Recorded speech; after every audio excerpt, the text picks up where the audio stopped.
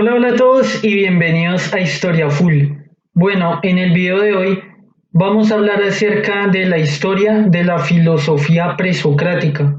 Vamos a hablar acerca de las etapas en las que se divide la filosofía griega, las características de la filosofía presocrática y la importancia de esta filosofía tanto en la antigüedad como en las tradiciones filosóficas posteriores.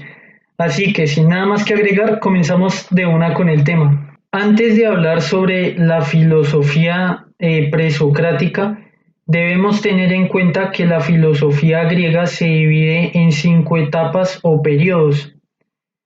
Una de las características principales de la filosofía griega era su carácter contemplativo y de investigación.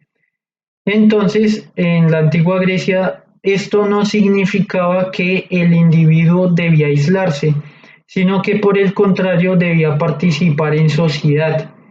Por este motivo, los griegos establecieron escuelas filosóficas, donde los alumnos participaban y pues tenían solidaridad de pensamiento y compartían sus experiencias de vida.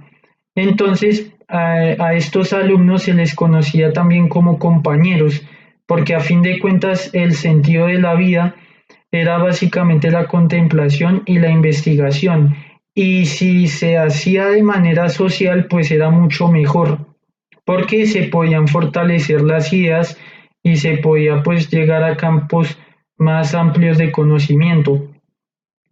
Las principales personalidades eran los que fundaban las escuelas filosóficas y sus alumnos eran los que aportaban por medio de sus investigaciones aportaban a la idea original del filósofo que estableció la escuela y pues también ayudaba al mantenimiento de la misma.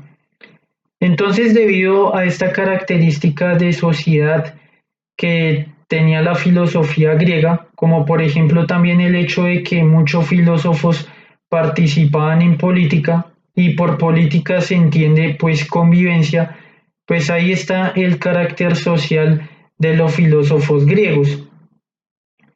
Entonces, debido a que existían diversas escuelas, muchas de las cuales eran contemporáneas, se hace difícil poder establecer los periodos y las etapas de la filosofía griega. Aún así, se puede establecer 5 periodos o etapas porque justamente las escuelas, a pesar de que polemizaban y también pues debatían entre sí, muchas veces lo hacían centrándose en el concepto de un problema. Entonces, basándose en cada uno de estos problemas, que podía ser cosmológico, que tiene que ver con la naturaleza del mundo, o antropológico, que tiene que ver con la naturaleza del hombre, se pueden establecer estos periodos. El primer periodo es el periodo cosmológico, el cual tiene que ver con los filósofos presocráticos. El segundo periodo es el antropológico, que tiene que ver con Sócrates y los sofistas. El tercer periodo es el ontológico, que tiene que ver con Platón y Aristóteles. El cuarto periodo es el de la ética, que tiene que ver con el epicureísmo, el estoicismo, el eclecticismo y también con el escepticismo. Y el último periodo es el religioso, que tiene que ver con las escuelas neoplatónicas. Como mencionaba anteriormente, cada uno de los periodos o etapas que tuvo la filosofía griega se basaba en la investigación de una serie de problemas. Entonces, a continuación vamos a ver de manera resumida cada uno de estos problemas. En el primer periodo, el problema fue cosmológico, porque tenía que ver con la naturaleza, el mundo y la sustancia.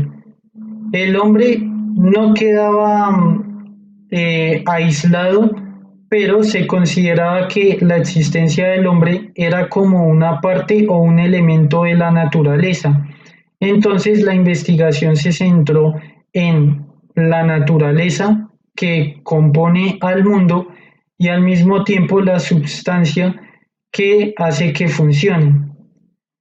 Esto lo vamos a ver más adelante. En el segundo periodo, el problema fue antropológico, porque aquí la investigación se centraba era en la naturaleza del hombre en sí mismo. También pues se basaba en lo que era la formación del individuo y cómo esa formación podía llevar a una armonía en sociedad. El problema en el tercer periodo fue ontológico, porque aquí ya tenía que ver con la relación entre el hombre y el ser. Entonces, en el hombre se estudiaba lo que es el valor y lo que es la condición del hombre como tal. Y por otro lado, se investigaba también lo que es la validez del ser como tal. En esta etapa, pues fue la maduración del pensamiento filosófico griego, porque aquí tiene que ver en síntesis o en unión los problemas que en las dos etapas anteriores se habían estudiado. Es decir, la parte cosmológica, que tiene que ver, por ejemplo, con el concepto de la sustancia, que es la que hace funcionar la naturaleza, que en el caso del hombre sería el ser, y también tiene que ver pues con el problema antropológico, porque también tiene que ver con la condición y el valor del hombre como tal. En la siguiente etapa, el problema fue de la conducta humana. Entonces es en esta época en la que aparece, por ejemplo, el estoicismo, el epicureísmo, el eclecticismo y también lo que es el escepticismo, junto con cada uno de sus representantes, por ejemplo, Zenón de Sitio, Epicuro de Samos, Pirrón de Elis y también Empédocles de Agrigento. En esta etapa, como el problema fue la conducta humana, siempre se restó importancia a la teoría. Y ya en la siguiente etapa, el problema ya fue la religión, porque aquí sucede pues la vinculación entre el hombre y Dios como un método para hallar la salvación. Entonces, más o menos estos son los problemas que cada uno de estos periodos de la filosofía griega pues debió afrontar o investigar. Las características de la filosofía presocrática son las siguientes. Primero, el problema es cosmológico, porque se centra en la naturaleza, no en el hombre. Por lo tanto, el hombre hace parte o es un elemento de la naturaleza. Entonces, ¿qué sucede? Que la naturaleza es la unidad que constituye al mundo y esa naturaleza se mueve a través de la sustancia, que la sustancia vendría a ser esa fuerza que permite a la naturaleza efectuar sus cambios y al mismo tiempo constituir al mundo, porque la sustancia a través de la naturaleza puede generar la materia, la cual compone la fuerza y la ley que, por ejemplo, regula la vida y la muerte de los seres vivos y pues de todo lo que constituye el mundo a nivel general. Esta fuerza era llamada por los filósofos presocráticos como physis, porque tiene un carácter activo y muy dinámico. Como podemos ver, la filosofía presocrática se centra principalmente en lo que es la naturaleza que constituye al mundo y la sustancia, que es esa fuerza o la energía que mueve a la naturaleza y que permite la constitución del mundo. Es decir, que la filosofía presocrática se centra en el materialismo, no en el hombre, ya que el hombre, si existe y cuál es el sentido de su vida, aquí no es importante, porque independientemente hace parte de la naturaleza, o de hecho puede ser un elemento de ella, y por lo tanto también está vinculado con lo que es la sustancia. En el caso del ser humano, esa sustancia o energía motora sería el ser. Entonces la filosofía presocrática fue muy importante porque cambió la perspectiva que se tenía en la antigua Grecia y también influyó en filosofías posteriores. Entonces vamos a ver, en lo que es la época de la Grecia clásica, el pensamiento presocrático basado en este problema cosmológico fue importante porque antes de esto se tenía lo que es la tradición religiosa griega y la tradición de los poetas, porque generalmente se veía al ser humano y a la naturaleza como dos elementos diferentes, en la cual pues las divinidades intervenían, primero creando al hombre y luego creando a la naturaleza, pero siempre las dos permanecían en conflicto o separadas. Pero esto cambió con la filosofía presocrática basada en el problema cosmológico, porque ahí sucedió una unión entre la existencia del hombre y al mismo tiempo la existencia de la naturaleza y la constitución del mundo como uno solo. Y por lo tanto se comparte esa sustancia que le da vida a la naturaleza con el ser que tiene el hombre. Entonces, esto fue un cambio de ideas en esa época.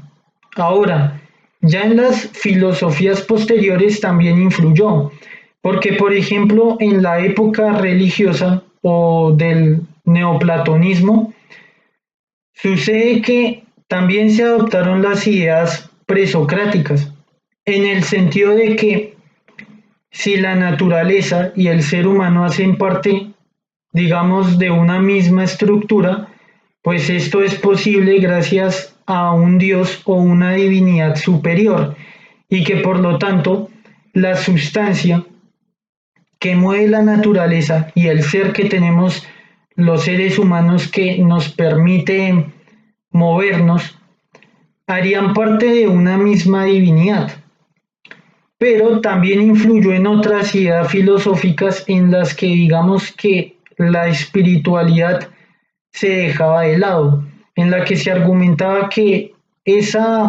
digamos que el ser y la sustancia que tiene el ser humano y la naturaleza no es que sean las mismas, sino que lo que sucede es que el ser humano es capaz de comprender a la naturaleza gracias a que el ser humano tiene la capacidad de filosofar, ya que filosofar, digamos que es una virtud que todos los seres humanos tienen independientemente de la ubicación geográfica o de la etnia a la que pertenezcan, porque todos los seres humanos son capaces de cuestionar, investigar y contemplar tanto la naturaleza como a nosotros mismos.